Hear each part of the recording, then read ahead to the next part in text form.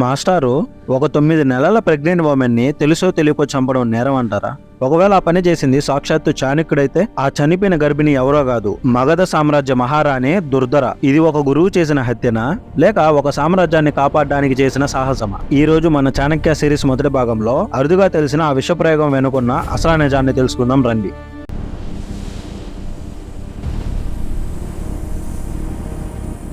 ముందుగా చాణక్యుడి గురించి ఒక చిన్న ఇంట్రో. చాలా మందికి చాణక్యుడు అంటే కేవలం నీతి సూత్రాలు చెప్పే వ్యక్తి అని మాత్రమే తెలుసు. కానీ ఆయన ఒక గొప్ప స్ట్రాటజిస్ట్.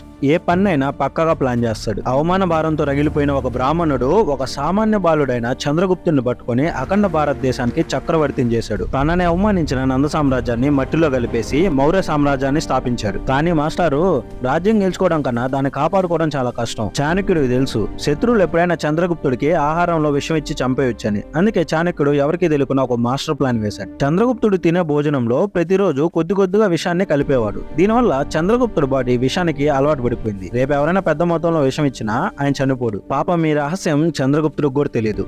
పాపం అని ఎందుకన్నానో తెలుసా? ఎందుకంటే ఇప్పుడే అసలైన స్టోరీ మొదలైంది. ఒకరోజు చంద్రగుప్తుడు తన భార్య దుర్ధరతో కలిసి భోజనం చేస్తున్నాడు. ఆమె అప్పటికే 9 నెలల గర్భవతి. పొరపాటున ఆమె చంద్రగుప్తుడు ప్లేట్ లోని అన్నం తింటుంది. ఇంకేముంది, ఆ విషం ప్రభావానికి ఆమె అక్కడికక్కడే కింద పడిపోతుంది. ఆ సమయంలో అక్కడికి వచ్చిన చాణక్యుడికి అంతా అర్థమైంది. ఇక ఒక్క క్షణం కూడా ఆలోచించకుండా తన కత్తిని తీసి ఆమె కడుపును కోసి బిడ్డను బయటికి తీశాడు. రాణి చనిపోయింది. కానీ చాణక్యుడు ఆ బిడ్డను కాపాడాడు. ఆ విష ప్రభావం వల్ల ఆ బిడ్డ నుదుటి మీద ఒక నీలి రంగు చుక్క, ఒక పాయింట్ పడుతుంది. అందుకే అతనికి బిందుసారుడు అనే పేరు పెట్టారు. మాస్టారు, తన భార్యని చంపినందుకు చంద్రగుప్తుడు చాణక్యుని శిక్షించాడా? లేదు.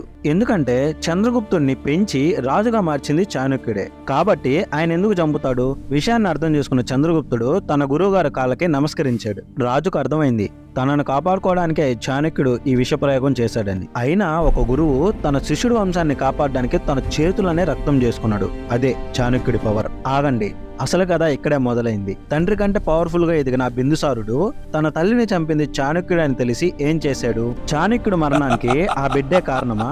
ఆ ఇంట్రెస్టింగ్ మిస్టరీని పార్ట్ 2 లో చూద్దాం. ఇలాంటి మిస్టరీస్ కోసం మన ఛానల్ ని సబ్స్క్రైబ్ చేసుకోండి.